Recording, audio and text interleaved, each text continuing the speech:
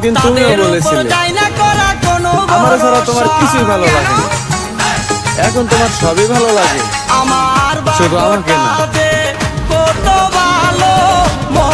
একদিন তুমিও বলেছিলে আমার ছাড়া তোমার কিছুই ভালো লাগে না।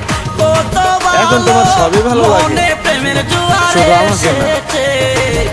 একটা মিষ্টি, আমি সবার দুঃখ বুঝলেও একটা আমার দুঃখ কালো, বোঝার মতো কেউই নাই।